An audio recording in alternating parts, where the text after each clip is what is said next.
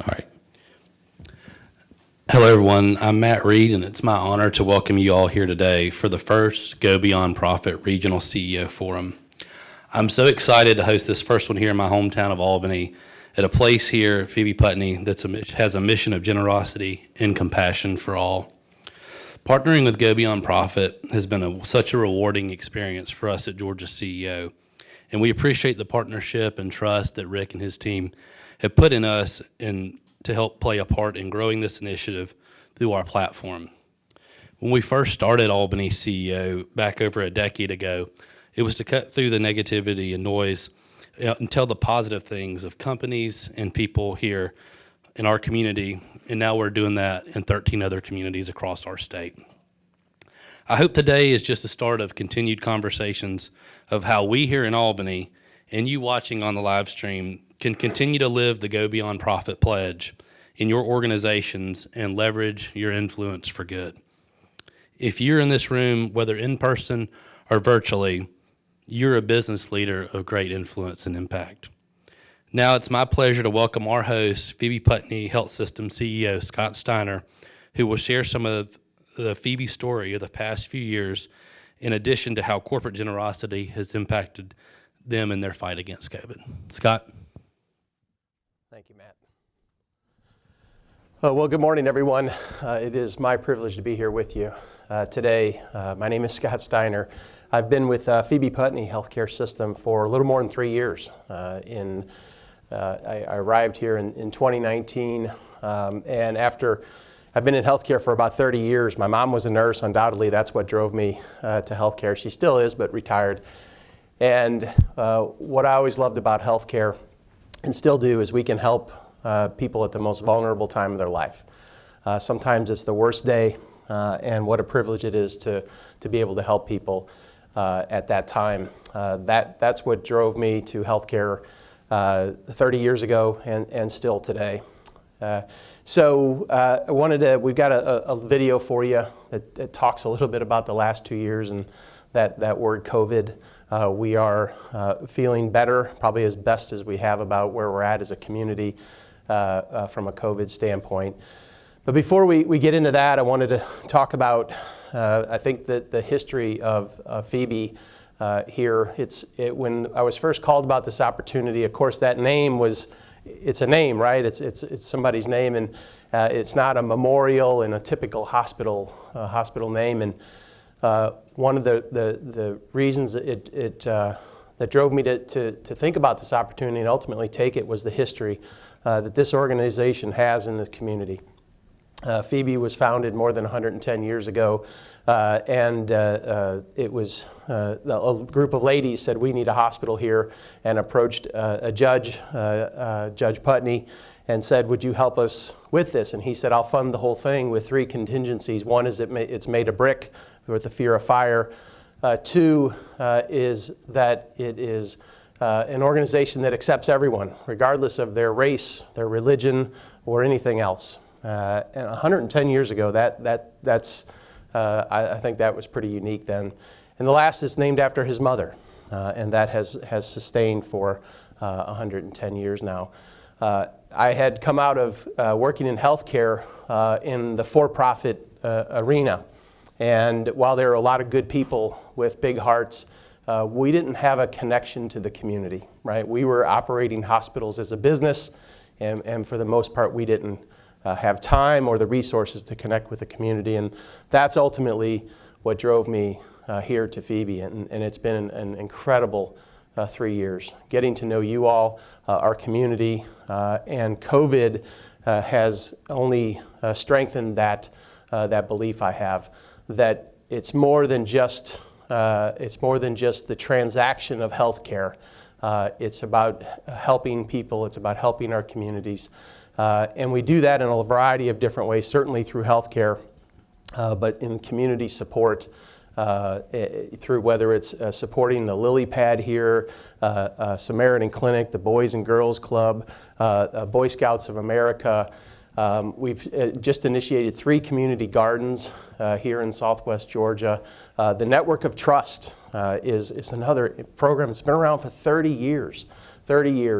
And it goes it's a bit counterintuitive when you think about the network of trust, which is we go into high schools and try to counsel and assist young girls who have become pregnant in high school, and to ensure that it doesn't happen again, right? To show them that there's more for them than having children at such a young age. We've been doing that for 30 years, and the program is incredibly successful.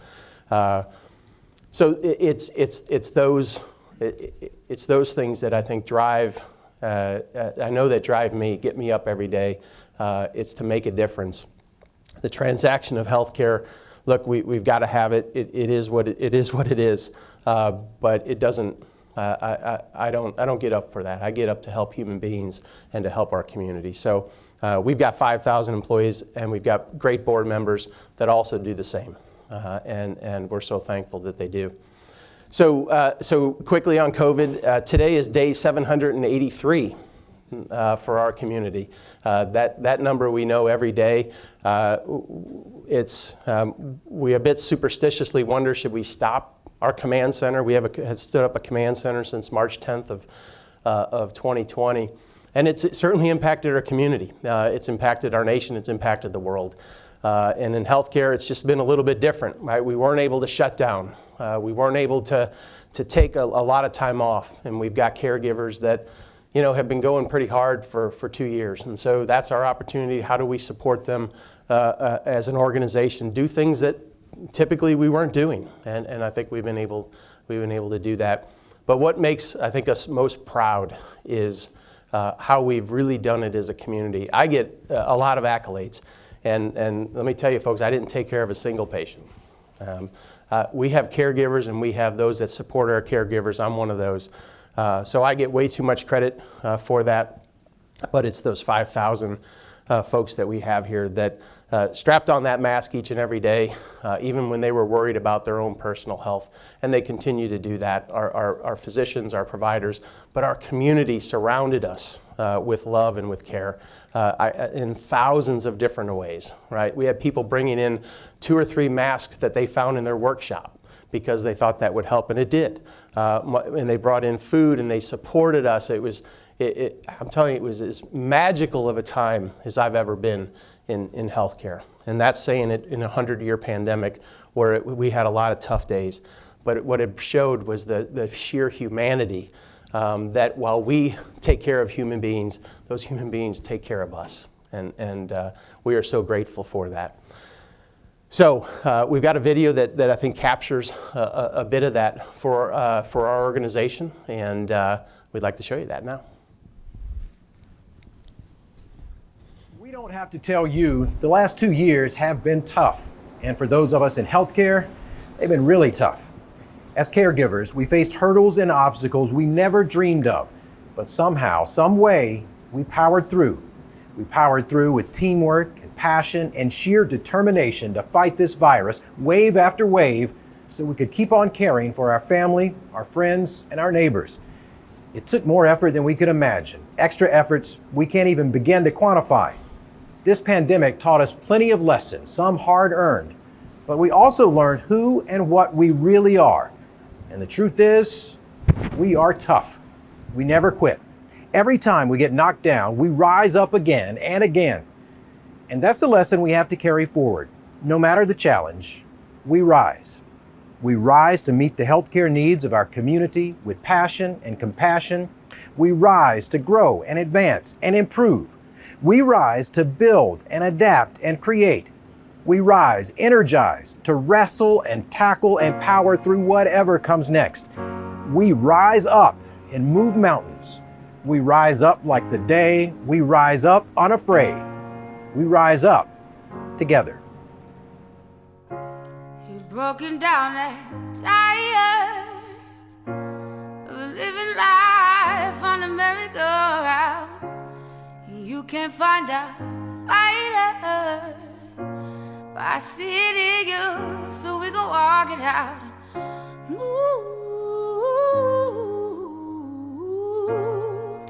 mountains, we gon' walk it out. Ooh, mountains, and I'll rise up, I'll rise like the day, I'll rise up, I'll rise unafraid, I'll rise up, and I do it 1,000 times again,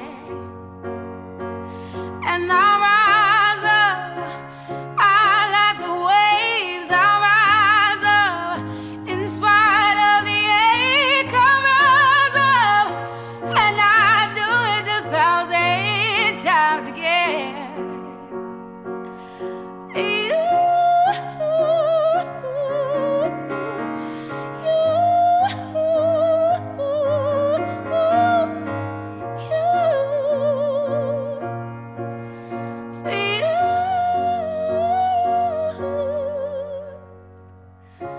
When the silence is quiet and it feels like it's getting hard to breathe, and I know you feel like dying, but I promise we'll take the world to its feet. Ooh, mountains, bring it to its feet. Ooh, mountains, and I'll rise up, I'll rise like the day, I'll rise up, I'll rise unafraid, I'll rise up, and I do it 1,000 times again.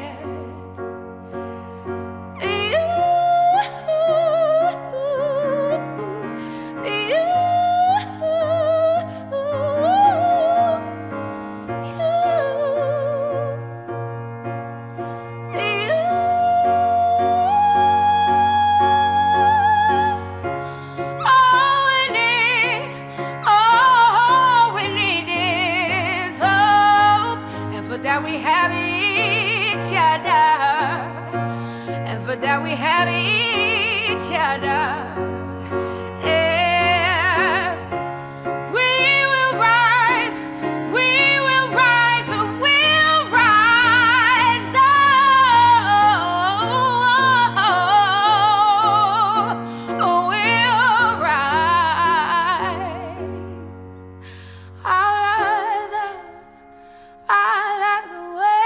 I'll rise up, in spite of the ache, I will rise 1,000 times again, and we'll rise up, I like the waves, we'll rise up, in spite of the ache, we'll rise up, and we'll do it 1,000 times again.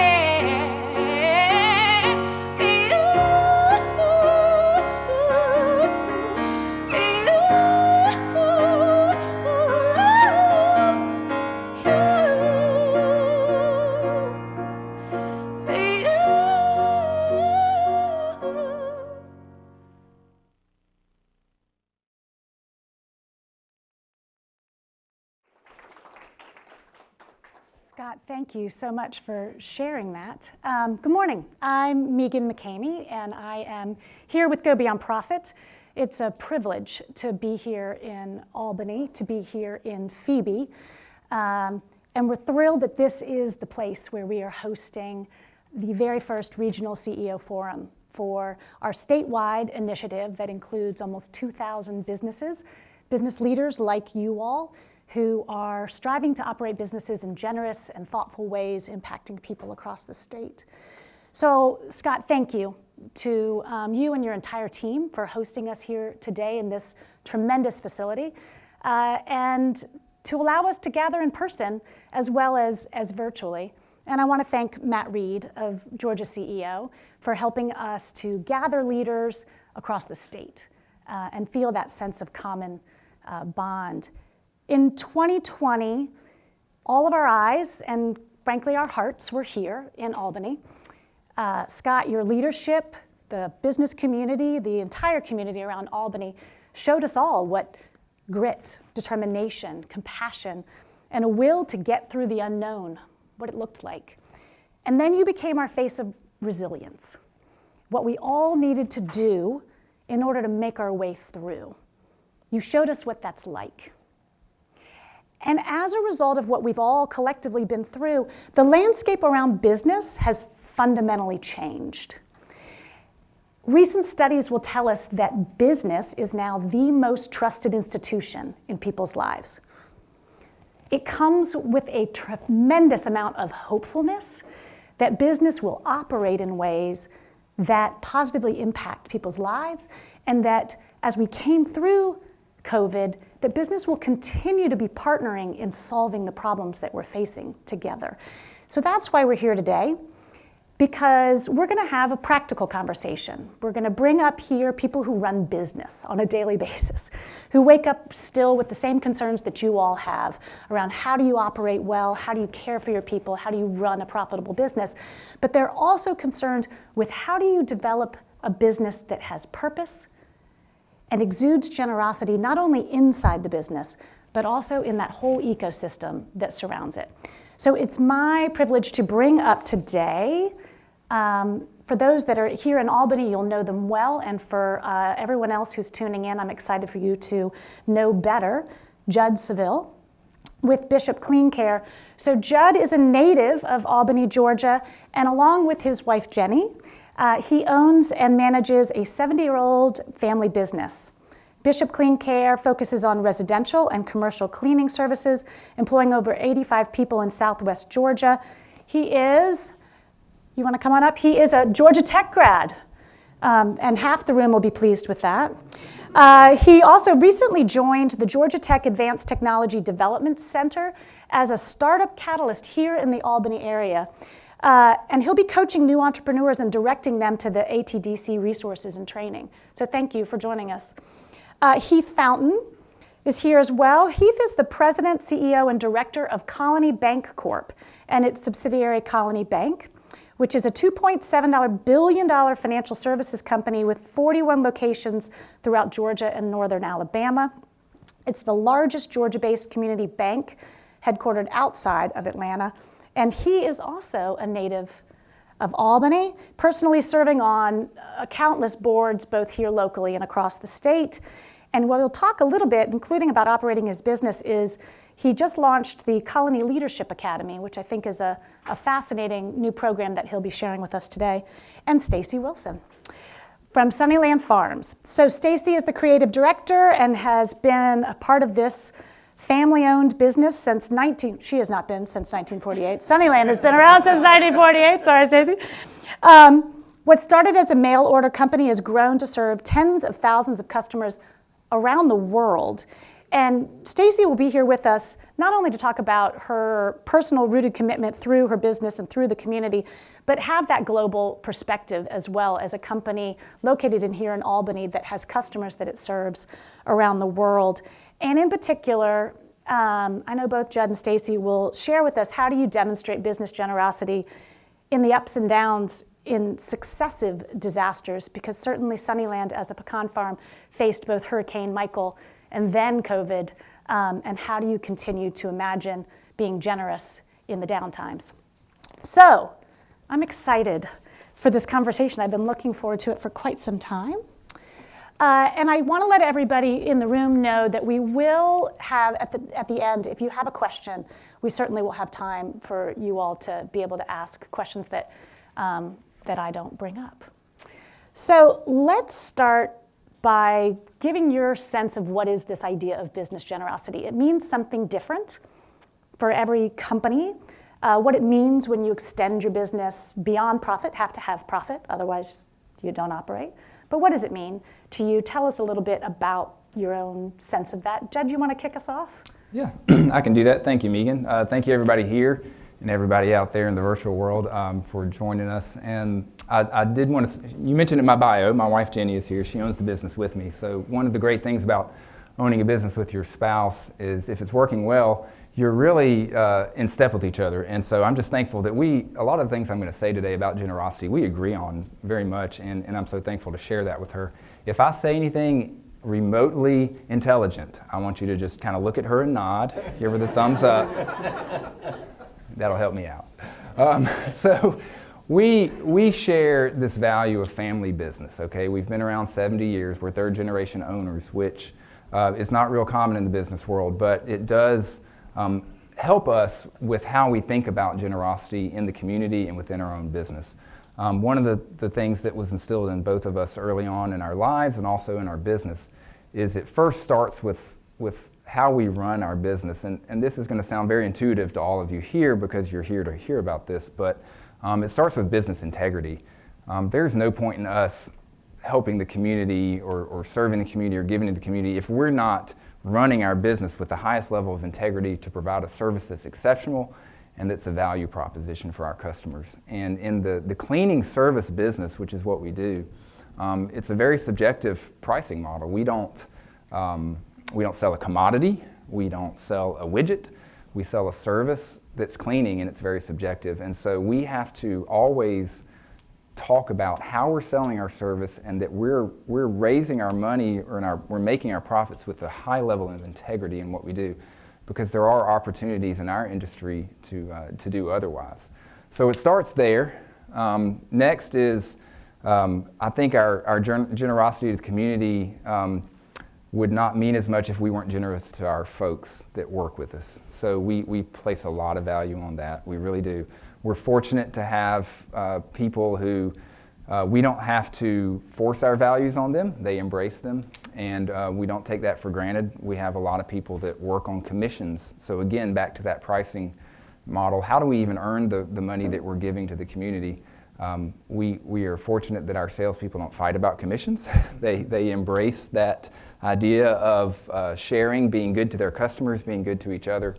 And so I think with all those components, that creates the great recipe then for us to share with the community. As a small business, as many of you know, not every year is that year that you really want to share. It may not have been a great year, but you want to share, but it's harder. And so by maintaining that recipe, when that opportunity presents itself to really share, we're able to do it, and we've partnered with some really awesome groups in the community that we just love to share with, that we love to see what they do, and we're just thankful for this community for sharing with us so that we can share back. You can just go down the line on this one if you Okay, want. great. Yeah. Well, as a community bank, and that's where I spent most of my career is in community banks, and really what we do is, our success depends on the success of the community we're in. So our business goes up and down with the success of the community. And that's really not just the financial success of the community. There's a lot of things that tie into financial success of the community, right? And so, our people are involved. We give, our folks time to be involved. And we don't really have to push them to be involved. That's just kind of part of what we do. We talk a lot about service in our business, is just we're there to serve others. What we have is a commodity in our business, and so what separates us and sets us apart is that service. So I think the people drawn to our industry are very service-oriented, servant leadership is very important to us. And so we really just then kind of are trying to take what they want to do and try to, pull that in together and focus on it. And in our company, we have a culture document we call the Colony Manifesto, and within that, as we started, trying to put that together across our whole company, we talked about what are the things that are important to us. And so one thing as a company that we're trying to do, and part of our volunteer and service is part of being proactive instead of reactive. And so as we looked at that, two things really came up that we focused most of our efforts on, and that is financial literacy and then also youth development. And so those are two things that really rose to the surface. And when I think about both of those things, they fit our culture. Those are things that we need to be proactive about because that will have an impact down the road. And so that's kind of what our DNA about giving back is. First, I'd like to say thank you for having me. My name is Staci Willson with Sunnyland Farms, and this topic is just so I'm passionate about it because Sunnyland has always been a people business and a community business. And we have always focused on our employees and the health of our employees. We've strived for work-life balance. Women compose about 70% of our workforce. So being supportive in the community and making sure that they have the supports that they need to, be women and working and with children and whatnot. So we have just made sure that we've focused on community supports to make sure they feel supported in business. Like Jud, we're a small business here in town. We're fourth generation, so we're a family business to begin with. But we also, we're nationwide and global, and it's just something that we've always believed in, giving back to the community that we are actually in. And investing in the community, investing in the youth, investing in, leaders within our company, and turning to our employees to kind of guide us into the future as to what they see, what they want, as opposed to what we think. And just trying to flip that script and be flexible. I think flexibility is something that is huge, and learning how to best support the community, because that changes with time. Where do the Boys and Girls Club will always need our help, but how do we do that? How do we adjust and support them in the best way possible? So yeah, I think that's how Sunnyland has been involved. Well, I'm super excited for this whole conversation, but I thank you for each of the different lenses you're bringing to it. But that common sense of it's not just about the outward-facing efforts, right? It's really about the alignment of how that integrity works on the inside, how you listen and care for people internal to your business, and then how that sort of overflows from both your values and your people out into the community. I think it's going to be exciting to talk about this from the lens of three very different businesses, right? I think that's awesome. So the last 2 years have brought a lot of pressure points. Could you, Heath, I'll kick this one to you first. If you can think about like how the pressure points hit your business in particular, and how do you think in this lens it shifted your priorities, how you were doing this before versus how you are doing it now? What's changed? What do you think has changed? Yeah, of course, a lot of change happened through the pandemic, and it changed the way we interacted, with our customers. In our business, we stayed open the whole time as well. We served in a different way, but it really, I think, it gave focus. You had a lot of things happen through the pandemic that brought light on what businesses are doing outside of just the business. And for us, we're a publicly traded company. A lot of attention on that, on much larger public companies in terms of what are you doing. And I think what we realized through that is that we did these things just as part of who we were. And we really didn't do a good job internally of promoting that. We kind of counted on our team members to just be involved. And so we found that as we talked more about what we were doing, how important it was, the ways we served the community, it brought more people, in. It brought more people a sense of pride and teamwork of the things we're involved with. And so to me, that was, a really big change for me, because I've always kind of felt like, we're not trying to be out bragging about what we're doing. We're doing it because it's important to be done.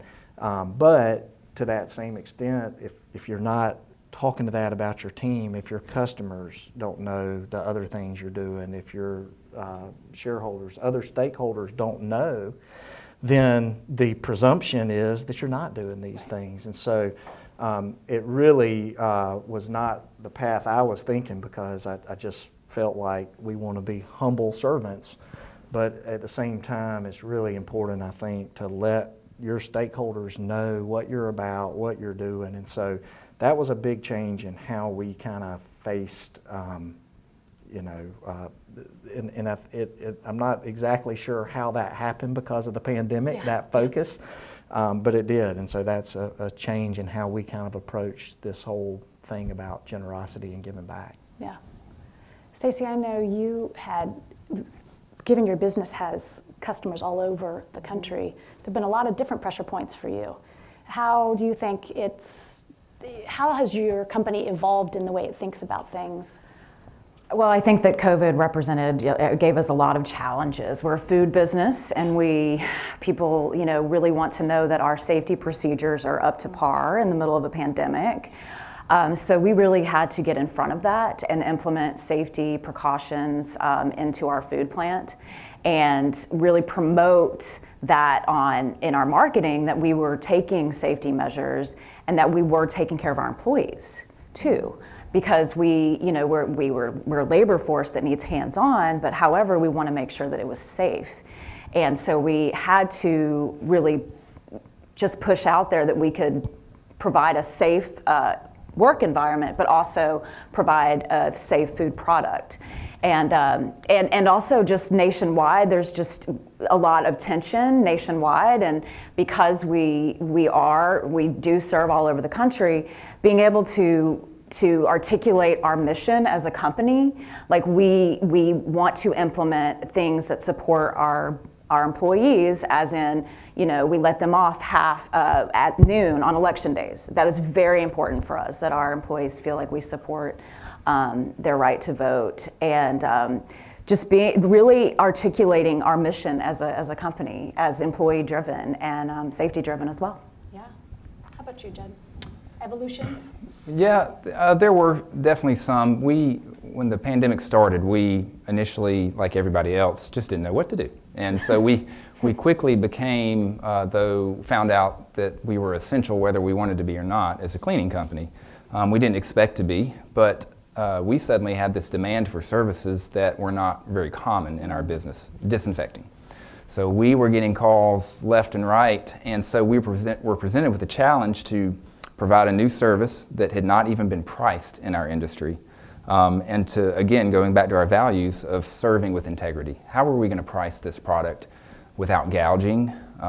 You know, there was a lot of opportunity, I don't mean overtly, but, you know, charging $5.50 a gallon for gas instead of $4.50 when you could probably get by with $3.50. You know, it was a really wide range, and so we had to decide, how are we going to meet the needs of these customers who suddenly want a product that hadn't been tested, the products themselves, but not the service model. And so it was a great challenge for us, but because of those values that our employees also embraced, we did two things very well. We made sure we were selling things.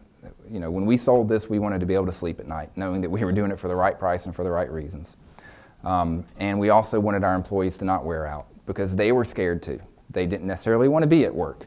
But they came, they rose to the challenge, they served the customers that were calling us, and I remember very clearly early on, the first 1 or 2 Sundays, I had to tell a lot of people no. I said, no, we're going to take a day off. We have to rest. So we made sure that we stuck with our principles in spite of the chaos. But what we learned was that our folks working with us became much more individually vocal about their health concerns in general, not just regarding the pandemic. So we began to, you know, whereas it might have been a more private matter, they came to us with more things, and we learned more, I think, just because people started talking more openly about it. And I don't mean around the office, but just coming to Jenny and I and talking more about their concerns with their health. And we learned ways to partner with them, to encourage, to help, to direct them to resources. And so that was a benefit, I think, of that experience, to be a little bit closer emotionally to some of them. It's amazing, right, how the business of whatever business you're in, people became so much more present in your mind, and pure humanity. Right? Yes. Like you're talking about things, when you talk about mission and values and going back to those core and then taking them out, you're talking about getting deeply human and letting your business actually have a bit of that too. And it sounds like that's actually been a great way for it to navigate through, to actually go inward a little bit during that time. So we're now in this place. I can't open a single one of my news feeds without seeing the Great Resignation, the great reassessment, the workforce. Go Beyond Profit will release research in a bit that a very high percentage of people are saying, I plan to leave my job in the next 6 months. That's awful. Like that's, as somebody operating a business, you're, oh geez, what does that mean? What are you seeing in your own industries around this? You see the data, what's real? And what about what you've learned is helping you make pivots to either retain or attract people? Staci, you want to? Yeah, I'll jump in. I really what comes top to mind is flexibility. That's what I think that people are looking for these days. They want flexibility, they want authenticity, and they want some kind of ownership of their work, And I think that articulating your mission as a business as to like, we really support you and we want to hear from you. We want to hear from you. We want your ideas. We want you to feel invested, and encouraging that open dialogue within the business. We also have, as far as flexibility goes, ask them what they want. What are you guys looking for as far as, work-life balance? And something that we heard really right off the start was a 4-10 work week. So we are actually rolling that out next week and seeing how it goes, and that's what they asked for. They asked for a 4-10, so they have a 3-day weekend. Yeah. And so, it's the same amount of work. It's, hopefully going to improve efficiency, because when they're there, they're going to, focus, but that's what they asked for. And they also asked for if we switch back to be off at noon on Fridays. So it's just really a flexibility is number one, in our opinion. Interesting. Yeah, I think flexibility is a great point. I think that's what we've really seen. I had the first person that asked if they could work remote for me was like in 2007. And I had some real trepidation about that at the time. But it was a very good employee, and I said, let's give it a try. And it worked fabulous. And so, I've always been a promoter of that. Right now, about 15% of our team members work remote, and that was humongous. I did not predict that was going to be that important part of what we do, but that was a big thing. And so I think our team saw that as we embraced it ahead of having to, and I know a lot of other businesses, have looked at it as like, I've got to do it, or they're, trying to push real hard to bring people back in, and I think you've got to have a balance there. There's definitely some challenges with that.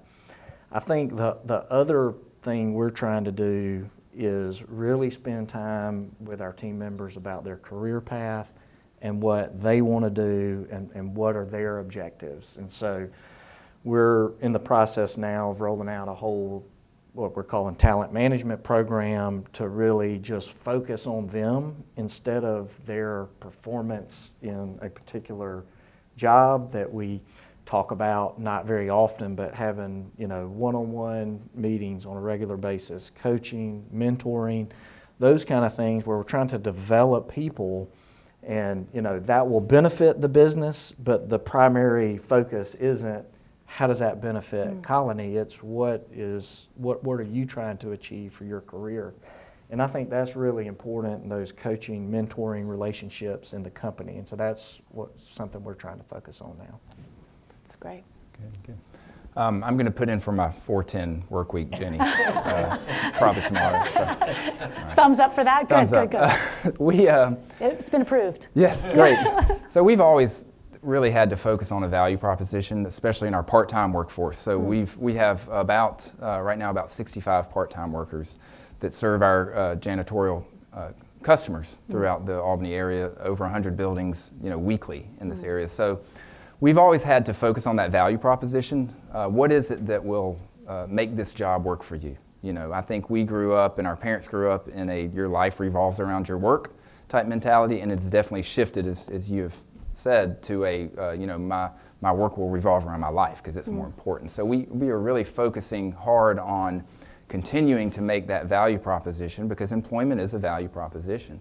And we want to make it attractive to our part-time staff members who we really don't even get to see a lot, thanks to all these innovations like direct deposit and mobile apps for clocking in and out. Right. There's we don't get a lot of face time, so now we're thinking of, okay, Miss Rosemary, who we don't see a lot, instead of her interaction with us being an inspection report when she opens her closet at night, maybe it's just a Snickers bar with a bow on it that says thank you for doing this, and so you've got to be creative in recognizing that money isn't everything. A small business will put itself out of business trying to compete with the bigger businesses' wage rates. We just can't do it, but we have found out that while we are implementing raises and trying to keep up, that's not the most important thing to everybody.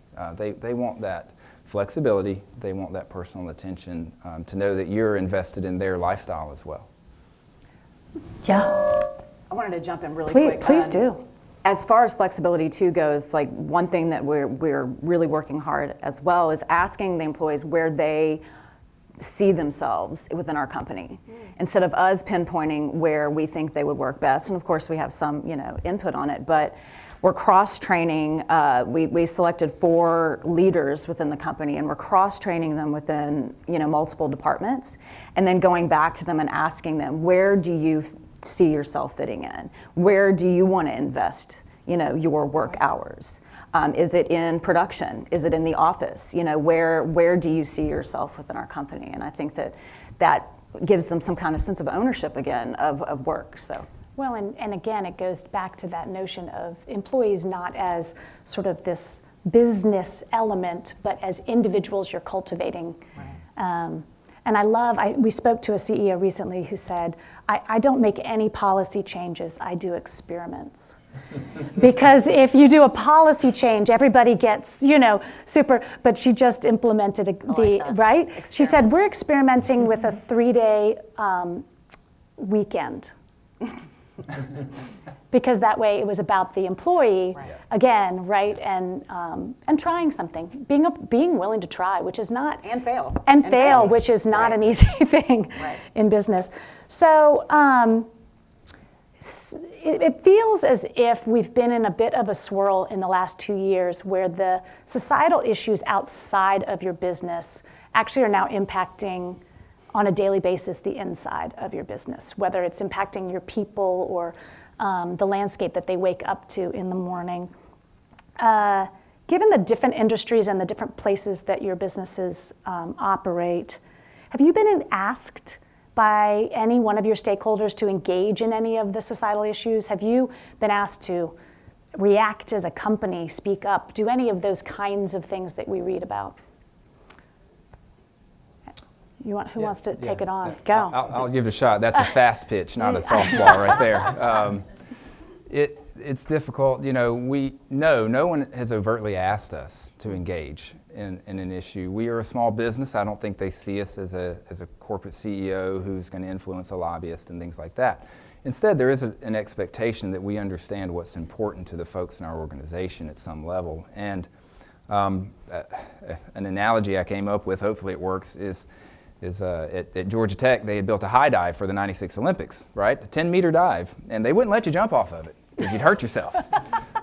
So sometimes jumping into a societal issue that you're not prepared for is like jumping off that 10-meter dive and hitting that flat water.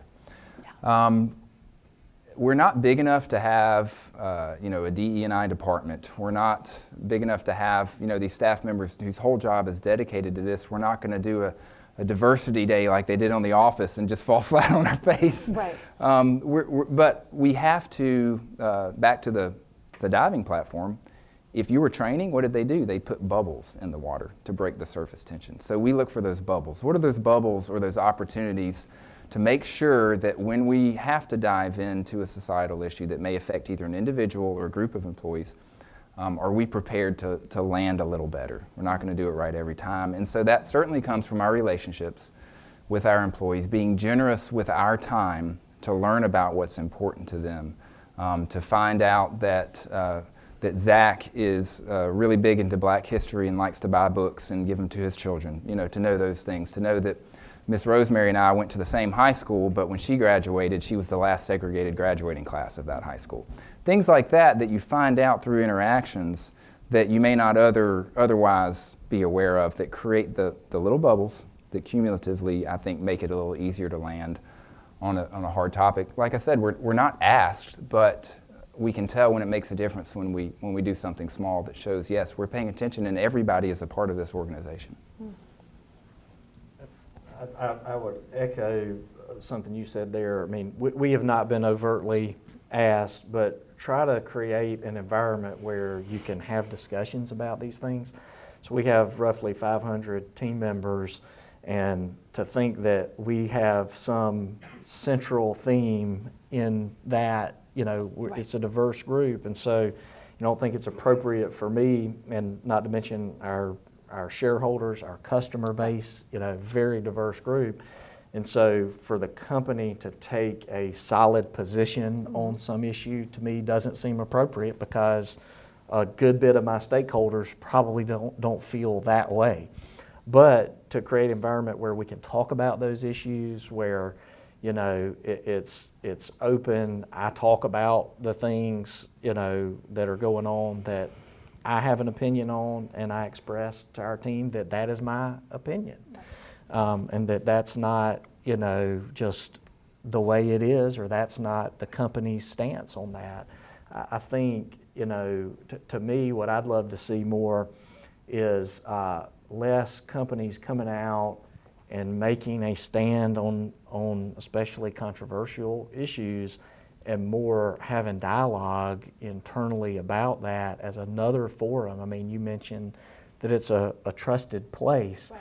I mean, we're trying to create that, because in many public arenas where you come out and have an opinion, that opinion is pushed down quickly because that's not the correct approach or opinion. And so that's what we try to promote, so that people feel comfortable and we can disagree and it's okay, and nobody feels like, well, I don't know if I want to work here, I don't know if I want to do business here, because they're taking such a hard stand. I mean, these issues a lot of times are very complex. People have different opinions, and I think it's important that we allow that discussion to take place.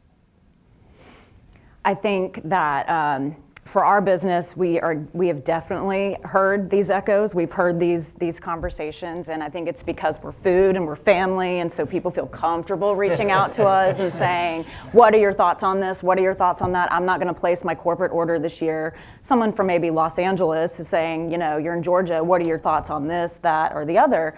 And for us, we very much, what Heath said, like we've had to take a step back and say, as a company, we're not going to state. However, we are going to show our values through our work, right? We're going to show that we, again, we let people off at noon so they can vote, things like that, and that we support our communities. But honestly, I do think that moving forward into the future, I just see it in our customer base. They are requesting more of being transparent of our values. Like, what are your values? We want to see what you're doing to support Earth Day, right? They want to know. They want to know what you're doing as a company to help the environment, and they want you to market it. Right. They don't want you to just hold it close to the vest, like, oh, we're doing our part. No, they want to know what you are actively doing to help, and that's a societal issue. So maybe it does affect us because we are nationwide, but just making sure that we are staying authentic to our core values, I think, is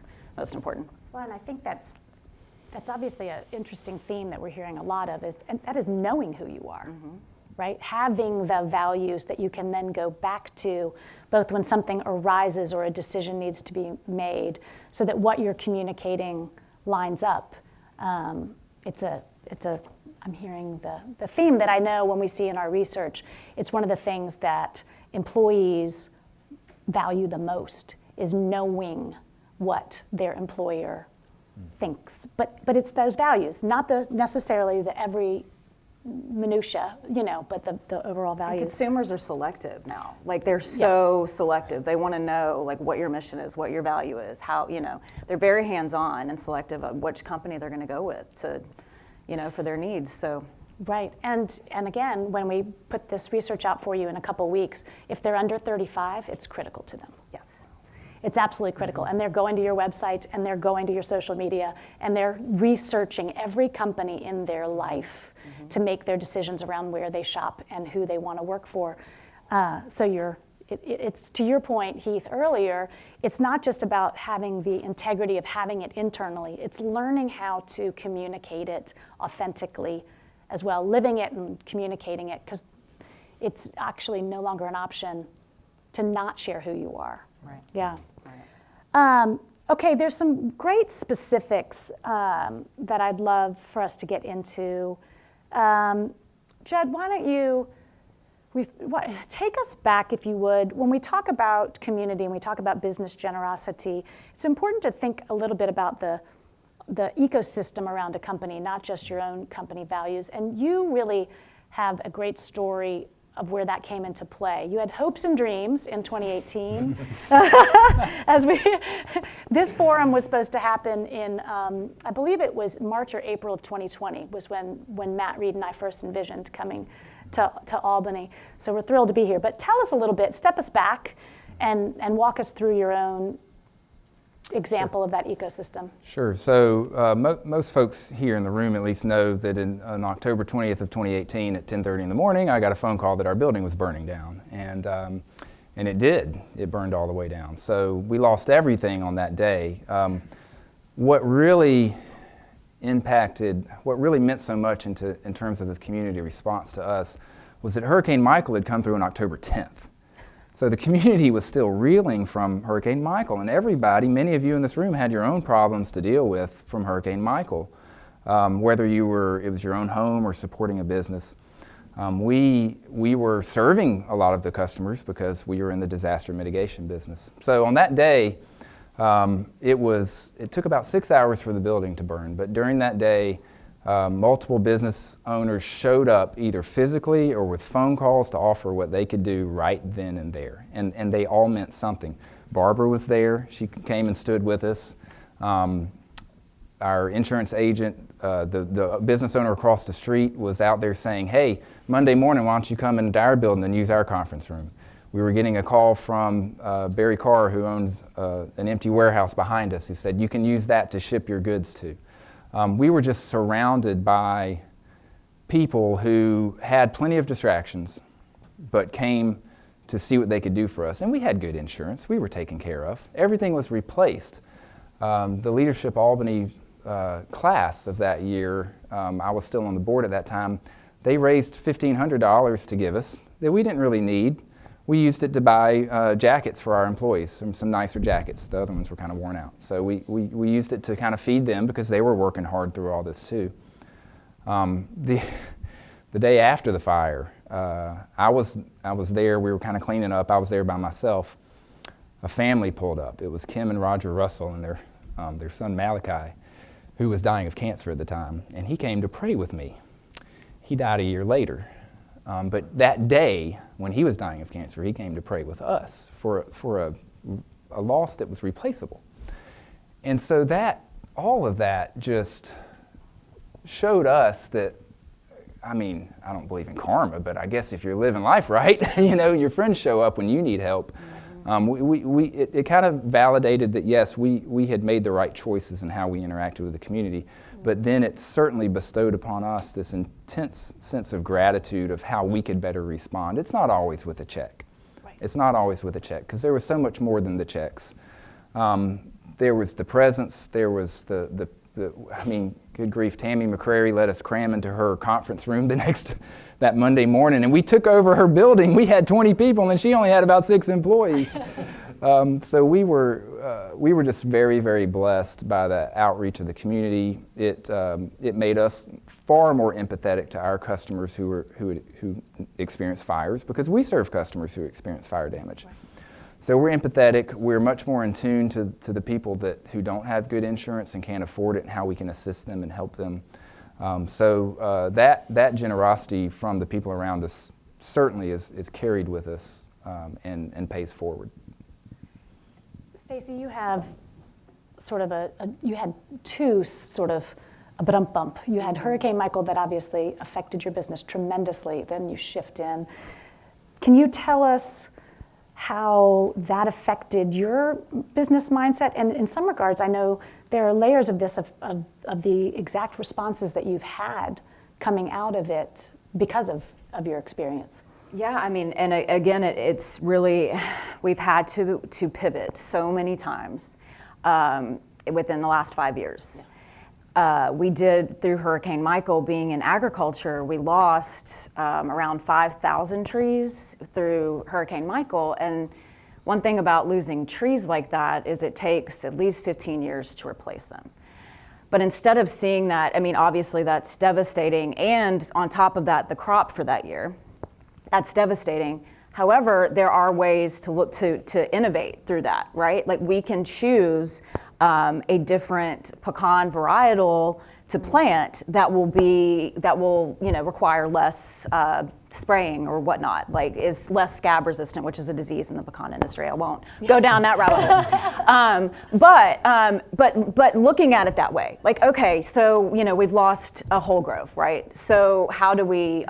We're going to replant. So how do we replant? Like, what is the greenest way for us to replant?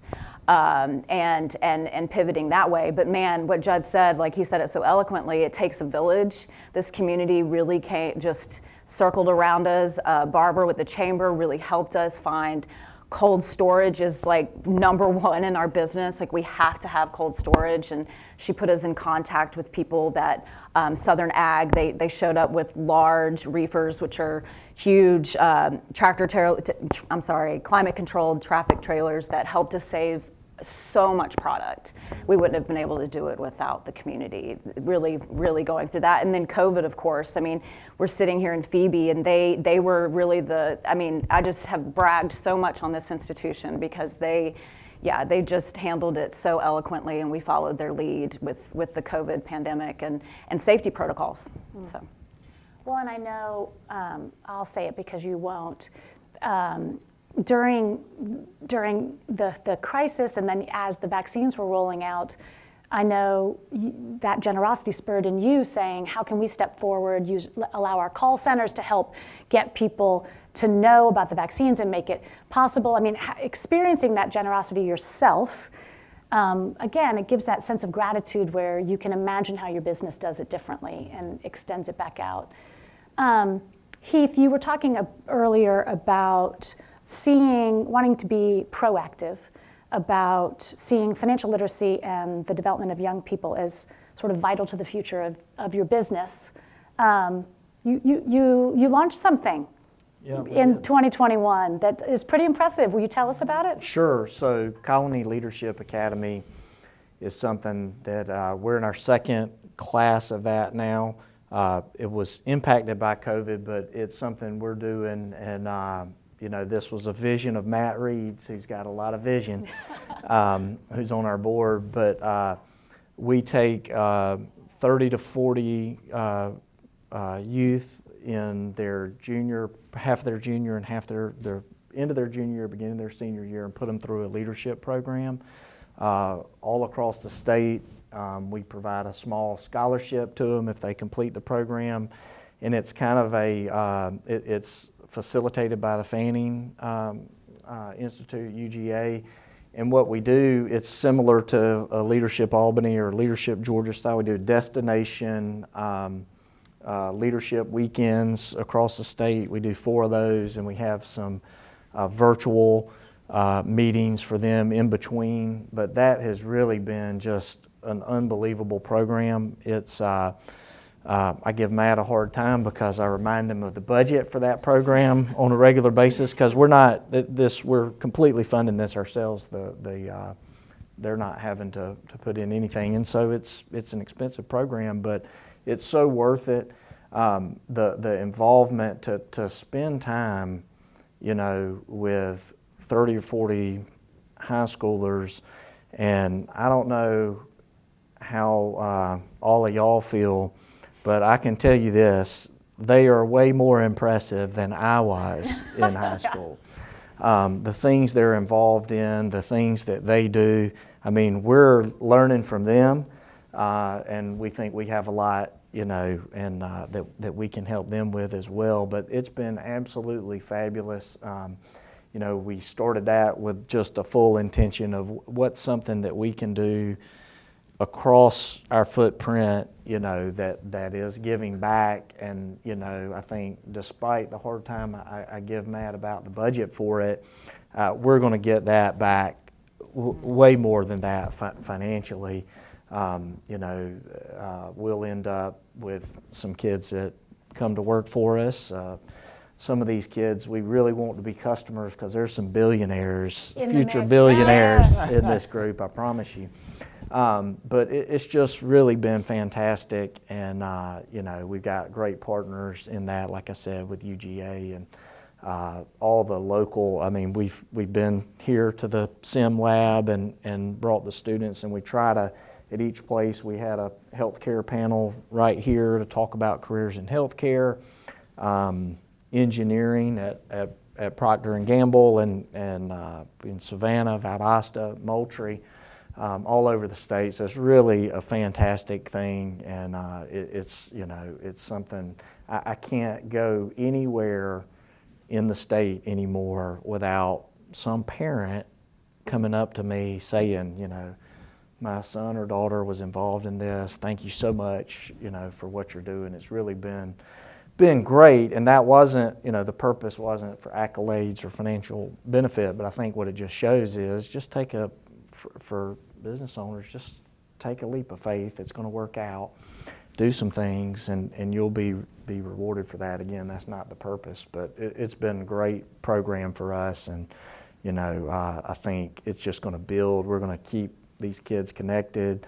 For high schoolers to get to know some people from other areas of the state when they get off to Kennesaw or UGA, or maybe even one at Tech or something that's smart enough.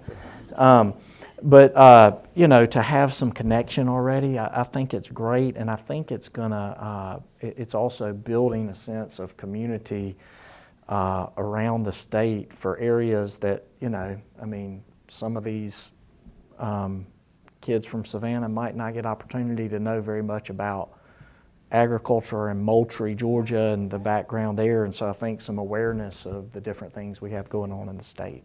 I think it's going to be great to see the legacy as it moves forward. So congratulations on that. We are pretty much at time. So I have one last question. Take your time with it, but one last question before we have time here in the room. But what would you say has been the biggest shift you've had to make as the person running the business? What is the thing that personally, as a leader, you've said, I over the last 2 years, over the last 6 months, whatever it is, I've had to change X about the way I lead? I'll jump in. I really, just what comes to mind is embracing change, not running from change, embracing it, rolling with it, trying new things, being flexible again, like just embracing that change and being willing to look for new innovative options, because it's going to continue to change. So the only thing that doesn't change is change. Whatever, it doesn't stay the same. The only constant is change. Thank you. But embracing that and not being afraid of it. That's what I would say. I would, embracing change is a great one and really huge for what we've been through.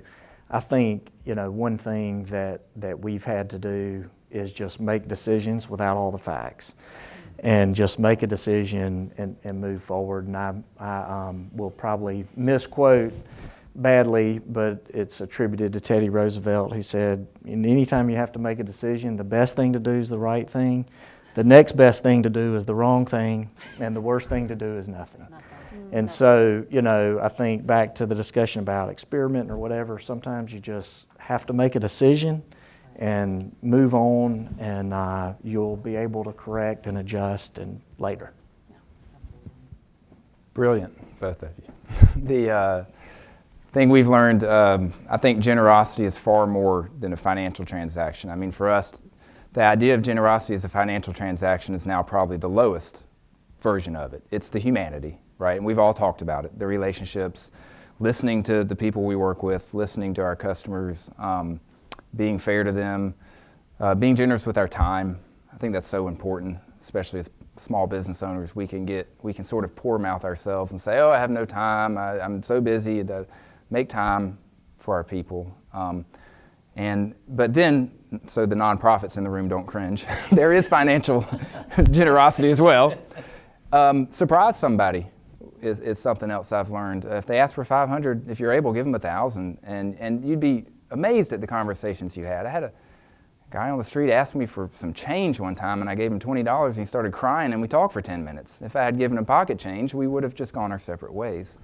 So try to surprise somebody with your generosity, whatever way that is what we're trying to do. Be ahead of it.